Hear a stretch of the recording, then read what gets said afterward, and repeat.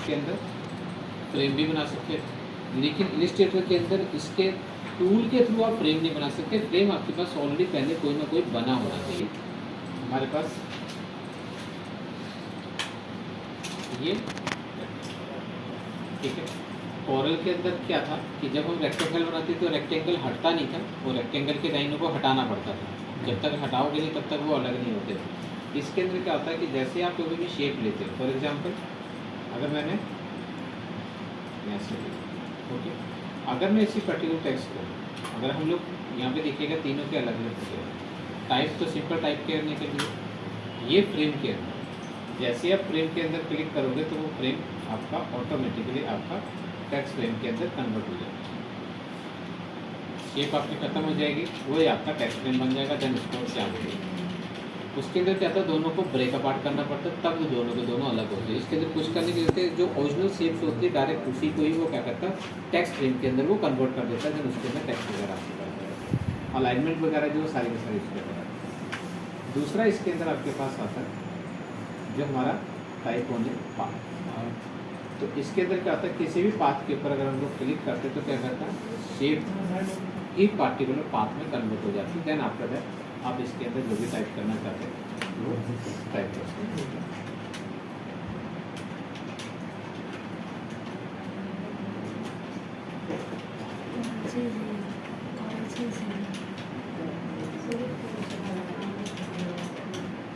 ठीक है, अब इसके अंदर इसी के ऊपर सिलेक्ट कीजिएगा और सिलेक्ट करने के बाद दो चीज़ें, अगर इसकी ऑप्शन अगर आपको ऑन करनी है तो इसी के ऊपर ये जो ई लिखा होता है ना, ये टाइप होने पाथ वाला, इसके ऊपर आप डबल क्लिक करो। जैसे डबल क्लिक करोगे पूरा पैनल खुल जाएगा, जैसे उसके अंदर ऊपर पैनल आ जाता है। अगर नहीं, अगर मान लीजिए कि बार डबल क्लिक काम करे आपका, तो टाइप में जाना, इसके अंदर टाइप होने पाथ डायरेक्ट ऑप्शन है, तो इसमें से कोई भी एक ओपन कर लीजिए। ठीक है, तो ऑटोमेटिकली आपका पैनल से अब मैंने क्या करा, ये ओपन कर लिया।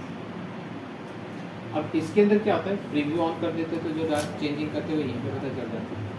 ये आपके पास आता है, जैसे उसके अंदर तीन चीज़ें थे, distance between the path and object. Path और टेक्स्ट के बीच में अपना डिस्टेंस आपको कम या ज़्यादा करते थे तो वहाँ पे डिस्टेंस बढ़ा सकते थे। इसके अंदर डिस्टेंस बढ़ाने के लिए नहीं, ये जो स्पेस शेप स्पेस दिखाई दे रहा है ना, ये स्पेस कैरेक्टर के बीच का है, आपकी पाथ के बीच का। तो अगर आप इसको कम या ज़्यादा कुछ भी करोगे, ठीक है, तो ये कैरेक्टरों के बीच का स्पेसिस जो है वो लूज आउट टाइप करता है। ठीक है, ओके। लेकिन अगर आप लाइन के अकॉर्डिंगली काम करना है तो मैंने क्या करा, इसके अंदर ये है बस, ओके, असेंडिंग अंदर की तरफ, डिसेंडिंग। तो अभी ये जो वैल्यू है सर, ये अभी इसके साथ काम करेगी? अच्छा, वैल्यू इससे कोई लेना देना नहीं है, ये कैरेक्टर के बीच का जो स्पेस लूज और टाइट होता है ना, ये वो। ठीक है, तो ये आपके पास आ गया। अब मुझे क्या डिसेंडिंग करना है, उल्टा तो हो गया। ठीक है, अब लेकिन मुझे क्या करना है, इसको तो वो उसी के अकॉर्डिंगली आपके पास आ, लेकिन आ गया काम, इस तरफ पहुंच गया मुझे, तो आप कुछ नहीं करना, आप इसको शेप को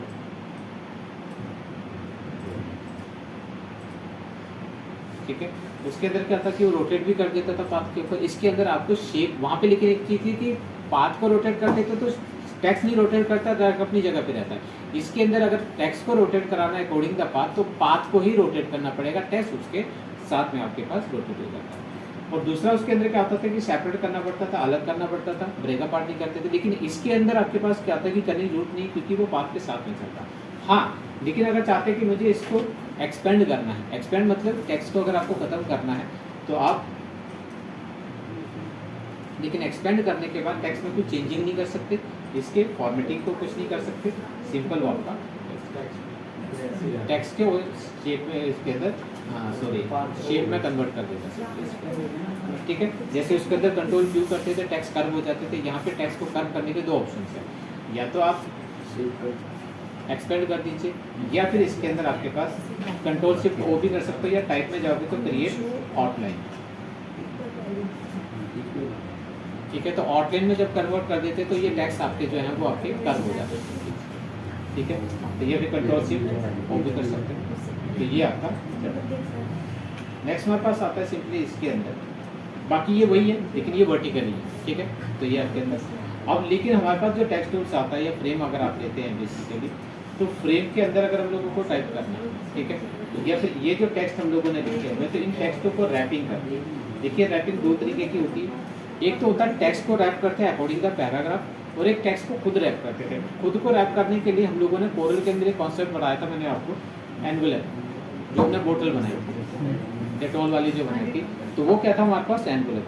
सेम कॉन्सेप्ट यहाँ पे, लेकिन थोड़ा सा उसका नाम चेंज है। तो उसके लिए ऑब्जेक्ट में जाते हैं और ऑब्जेक्ट में जैसे जाओगे तो यहाँ पे एनवेलप है, और एनवेलप के अंदर आपके पास ये दो ऑप्शन है। पहली जो है ये आपके पास रैप है, ये रैप वो है जो इसके अंदर अपना था, जो फोटोशॉप के अंदर भी हम लोगों ने पढ़ा था, टेक्स्ट रैपिंग, ठीक है। अगर आप इसके ऊपर क्लिक करोगे तो यहाँ पे वही आती है, आप आर्क वगैरह वो सारे का सारा रिव्यू ऑन करोगे, ये वही है जो हमने को फोटोशॉप के अंदर भी देखा था, ठीक है। तो इसके अकॉर्डिंगली आपके पास आता है। लेकिन अगर आपको खुद रैप करना है इसको अपने हिसाब से शेप के अकॉर्डिंगली, तो फिर हमारे पास ऑब्जेक्ट में जाते हैं और इसी एनवेलप के अंदर मैच, तो जैसे आप मैच करोगे तो लेकिन ध्यान रखिएगा उसके अंदर मैच के अंदर नोड बनाते थे, यहाँ पे नोड ऑलरेडी आते हैं, लेकिन कितने नंबर ऑफ नोड और कितने नंबर ऑफ चाहिए आपको, या क्या करना है क्या नहीं करना है, तो वो यहाँ पर आपको रो एंड कॉलम के अकॉर्डिंगली मैच करना है। लेकिन अगर आपको बिल्कुल नॉर्मल अगर आपको शेपों को रैप करना तो बहुत ज़्यादा मत लीजिएगा, 2 ही रो और 2 ही कॉलम। तो 2 रो और 2 कॉलम बना देते तो आपके पास टोटल बॉक्स आपके पास 4 हो जाते हैं, और ईच के 4 आपके पास वो कॉलम आते हैं, तो आपके पास वो ऑटोमेटिकली सेट कर लेते हैं। तो आप यहाँ पे बहुत ज़्यादा लेते तो नंबर ऑफ नोड ज़्यादा बढ़ जाते हैं, तो आपको रैप करना थोड़ा सा मुश्किल है। अब अगर आप देखोगे तो ये नोड आ गए, अब लेकिन इनको मूव करवाना है आपको किससे, ये, ठीक है। डायरेक्ट सिलेक्शन लिया, नोड को पकड़िए और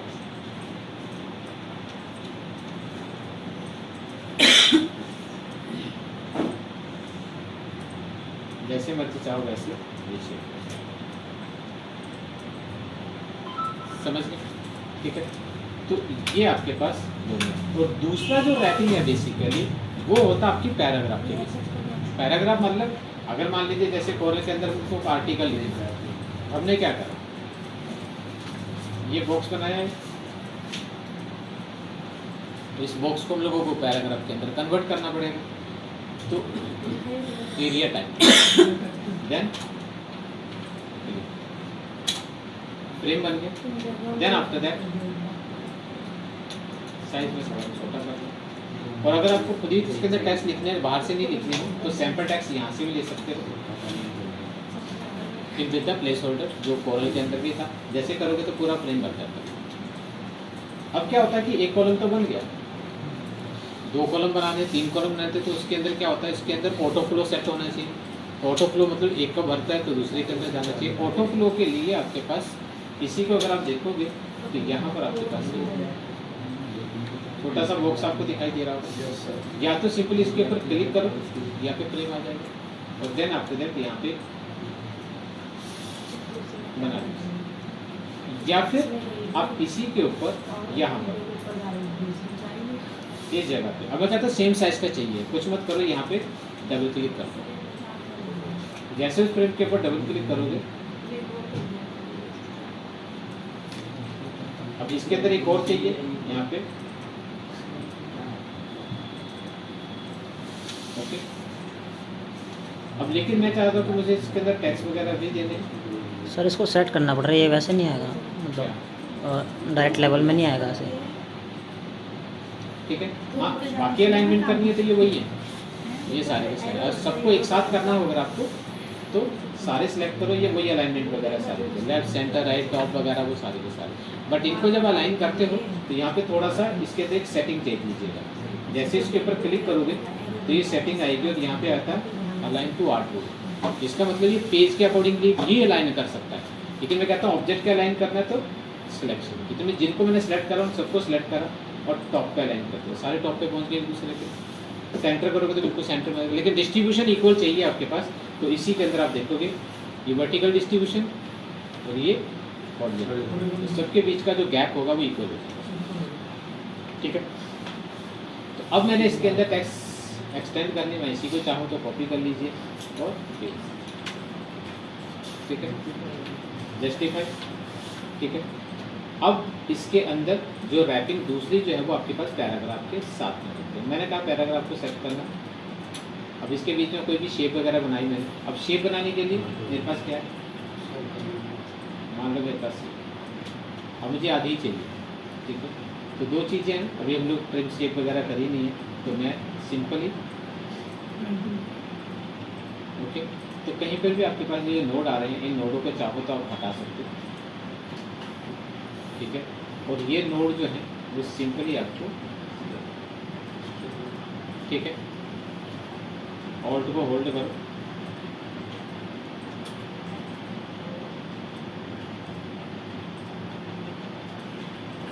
ठीक है। तो ये आपके पास है। अब मैंने क्या करना है, इसके पीछे जो टेक्स्ट है वो आपके पास रैप करना है। टेक्स्ट को रैप करना है अगर आपको, तो सिंपली इसको सिलेक्ट कर लीजिएगा, ऑब्जेक्ट में जाना और इसके अंदर अलग एक रैप टू बी मेड। तो देखो जो टेक्स्ट उसके पीछे छुपे हुए थे, ठीक है, वो ऑटोमेटिकली आपके वो रैप कर देते हैं, जो नॉर्मली टेक्स्ट वगैरह शेप वगैरह के अकॉर्डिंग। अब इसी के अकॉर्डिंगली अगर आपके पास नहीं चाहिए हो, सर अगर इस पिक्चर के अंदर ऑब्जेक्ट के अंदर में फोटो डालनी है तो वो कुछ नहीं करना, control G shift P for place, control shift P, या फिर फाइल में जाओगे तो वहाँ पे प्लेस लिखा हुआ है। हाँ, एक चीज़ और मैं बता दूँ आप लोगों को, ये आपका सीसी के नए वर्जनों में काम करोगे तो आपके पास शॉर्ट कीज़ है, पुराने वर्जन में शॉर्ट कीज़ नहीं है, ध्यान रखना। तो फिर कैसे प्लेस, ठीक है। तो ये आपके पास या तो डिफॉल्ट जहाँ पर वो, ठीक है। देन आफ्टर दैट अब मैं चाह रहा हूँ कि मुझे कोई शेप वगैरह या कुछ भी आपके पास,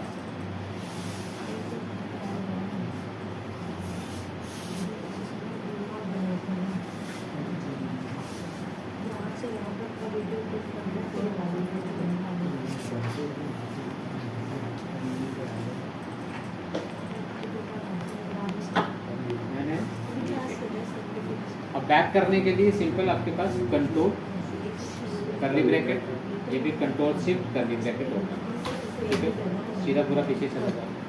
अब इसके पीछे आपके पास दो चीज़ें, अगर मेरी बात देखिएगा शेप इतनी बड़ी है, और एक चीज़ और ध्यान रखिएगा, इसके अंदर एक प्रॉब्लम और है। अब वो क्या है, जिस भी इमेज को कहीं से भी लेकर आते हैं तो ये आउटसोर्सेज कंटेंट होता है कि कहीं और से लेकर आए, इसके अंदर तो बना ही नहीं है ना।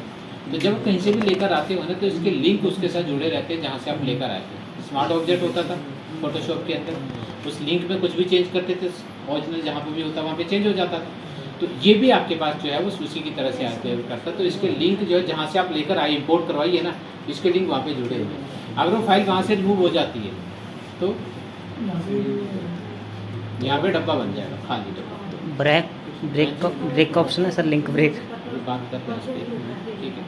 अब मैं चाहता हूँ कि दोनों के लिंक को ही ब्रेक कर दूँ तो कहानी खत्म हो जाए। तो उसके लिए फिर हमारे पास सिंपल सिलेक्ट करोगे जब आपके पास, और आपको लिंक से पता कैसे चलेगा लिंक है या नहीं है। तो जो जिसके अंदर भी क्रॉस आ रहा होगा वो लिंक है, ठीक है। तो जैसे करोगे दूसरा, यहाँ पे ऑप्शन में जाके देखोगे तो यहाँ पर आपके पास इम्बेड लिखा होगा। तो जैसे इम्बेड के ऊपर क्लिक करोगे अन इम्बेड हो जाएगा। तो ये लॉक भी हट गया, वो क्रॉस भी हट गया और अन इम्बेड आ गया, जिसका मतलब ये बैड नहीं है किसी के साथ, ठीक है। तो अब लेकिन दोबारा किसी के साथ लिंक अटैच करने हो ना आपको, तो सिंपल दोबारा करोगे तो वहाँ बोलेगा किसके साथ, कहाँ है ये फाइल, तो फिर आपको ये फाइल वहाँ पे सेव करनी है। ओके। तो ये सेव कर देगा ना। अब मुझे क्या करना है, इसको ये पूरी को करना है तो सिंपल आप सिलेक्ट कीजिए, ऑब्जेक्ट में जाइए और मैंने यहाँ से देखिए। अब लेकिन क्योंकि ये फ्रेम पीछे चला गया वो लेगा नहीं, तो जैसे आप इसके ऊपर लाते हैं तो ये आपका रैप कर दिया। अब लेकिन रैप के अकॉर्डिंगली अब करोगे तो कितना बड़ा फ्रेम रैप करा है इसने, तो फ्रेम ही उतना बड़ा है, ठीक है। तो दूसरा तरीका आपके पास क्या आता है कि मैं कहता हूँ कि इसको पीछे ही रहने देता हूँ। तो ध्यान रखिएगा कि इमेज अगर टेक्स्टों के पीछे है तो रैप कभी नहीं करेगा, ऊपर होनी चाहिए, ठीक है। तो ऊपर होगी तभी तो पता चलेगा उसके पीछे छुप रहे हैं, ऑलरेडी दिख ही रहे हैं तो वो छुपाएगा, हटाएगा क्यों, ठीक है। तो जब ऊपर होगा तो उसको हटाएगा तो वो साइडों में ऑटोमेटिकली वो रैप कर जाएगा। अब इसको अनरैप करते हैं, रिलीज कर दिया, ठीक है। अब आपको क्या करना, पेन टूल से अलग से शेप बनानी है, ठीक है, पेन टूल ले लिया और मैंने यहाँ पे फ्री हैंडली एक शेप बनाया। ध्यान रखना, शेप जब बनाओ फिल कलर नन कर देंगे। अब फिल कलर हटाने के लिए फिल में गए, लास्ट टाइम में मैंने सारा बताया था किस तरीके से आपको पास आता है। नन कर दिया। स्ट्रोक फिलहाल के लिए अभी दे लीजिए क्योंकि साइज का पता नहीं चलेगा कहाँ तक आगे। और उसके बाद इस शेप को आप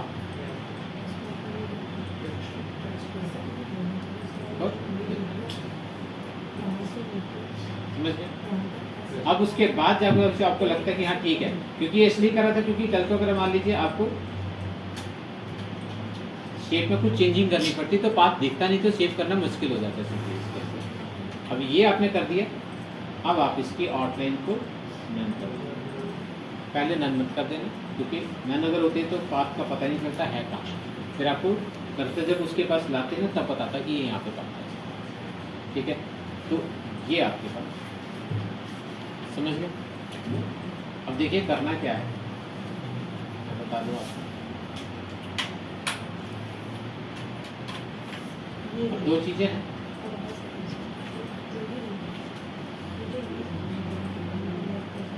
एक तो ये आर्टिकल तो सिंपल, और किसी भी टेक्स्ट को अगर मैं कहता हूँ कि मुझे रीशेप करना, एक चीज़ तो इंपोर्ट कराने के लिए वही कंट्रोल शिफ्ट पे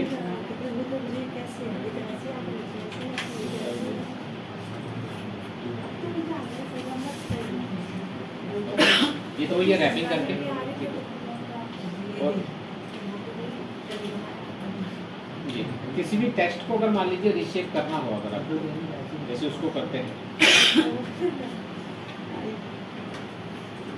फॉन्ट स्टाइल उससे मिलता जुलता ले लीजिएगा। मैंने इसके अंदर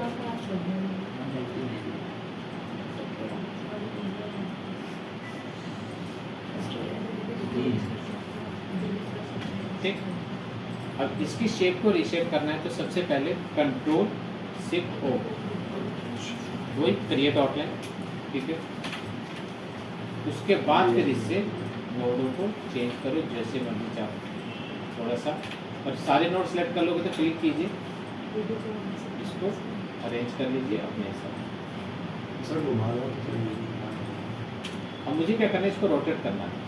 सिलेक्ट कर, सिलेक्ट करने के बाद सिलेक्शन टूल लिए आ जाएगा। इससे डायरेक्ट सिलेक्ट करने बैठोगे तो पूरा सिलेक्ट, पर्टिकुलर पार्ट सिलेक्ट करना है तो या तो ये केवल ये भी, लेकिन ध्यान रखिएगा कि ऑब्जेक्ट के बीच में क्लिक करना, किसी नोड में मत कर देना। और नोड पे करेंगे तो पर्टिकुलर नोड हिलेगा और पर्टिकुलर नोड ही चेंज होगा। तो इससे बचना हो अगर आपको तो दूसरा एक और है कि ग्रुप सिलेक्शन करना। ग्रुप का मतलब किसी भी नोड के ऊपर क्लिक करोगे तो सारे नोड सिलेक्ट होंगे, लेकिन इससे करना है अगर आपको डायरेक्ट सिलेक्शन से करना हो तो बीच में करना, किसी नोड के लाइन पे इसको मत कर देना। और फिर आप क्या सिलेक्शन टूल लीजिए और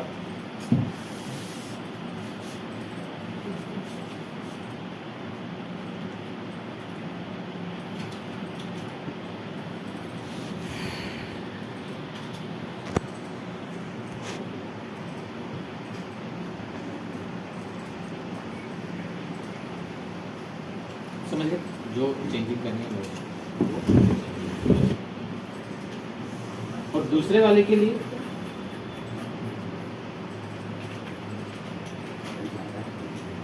बाकी रैपिंग वगैरह ऐसे। दूसरे के लिए सिंपल आपके पास एक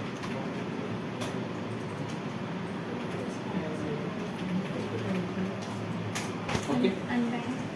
अब अनबैट करना हो तो कर दीजिए क्योंकि बाद में हटाई देनी है तो इसको छोड़ देना। ठीक है, सबसे पहले तो इसको लॉक लगा लेना। इसके अंदर लॉक ताकि वो बार बार हिलती ना रहे। लॉक लगाने के लिए सिंपल कंट्रोल 2 कर दो, कंट्रोल दबा के 2, जैसे कंट्रोल 2 करोगे तो ये आपके पास ये इमेज है आपकी, लॉक कर दो। ठीक है, अनलॉक करना है तो कंट्रोल ऑल्ट 2 अनलॉक कर देना। अब मैंने क्या करा, इसको लॉक लगा। अब टेक्स्ट कुछ भी लिख दो, ओके। टेक्स्टों को उसके हिसाब से रैप करो। अगर पूरे पे लगाओगे और फिर इसमें थोड़ा सा लेंथी प्रोसीजर है, या स्ट्रिंग तो और एम कर देना। ठीक है, तो हर टेक्स्ट को आपको करना पड़ेगा। उसके अंदर क्या होता है कि एक बार टूल ले लो तो सारे ही हो जाते थे। इसके अंदर आपको पहले करना पड़ेगा मैथ लगाना पड़ेगा, देन आफ्टर दैट फिर उसके बाद इसकी शेप को। सर एक बार ज़्यादा नोड ऐड करेंगे तो क्या होगा सर? ज़्यादा नोड ऐड करेंगे तो क्या होता है, उसके अंदर स्मूथनेस खत्म हो जाती है, हर जगह पे नोड हो। ठीक है, ओके। मैंने इसके अंदर मान लीजिए 5 ले दिए। अब आप जब इससे हिलाओगे ना यहाँ तक आप, अगर तो वो भाग गया। तो ये थोड़ा सा एडजस्ट करना, थोड़ा सा दिख रहा है। तो ये आपके पास, क्योंकि हर नोड को करना पड़ेगा। 2 हैं 3, समझ गए?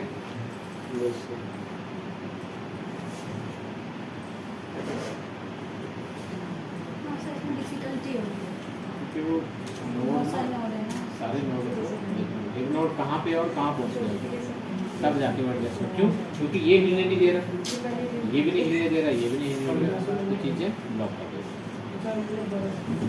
तो ये थोड़ा सा दिक्कत हो रहा है, समझ गए? ठीक है, चलिए।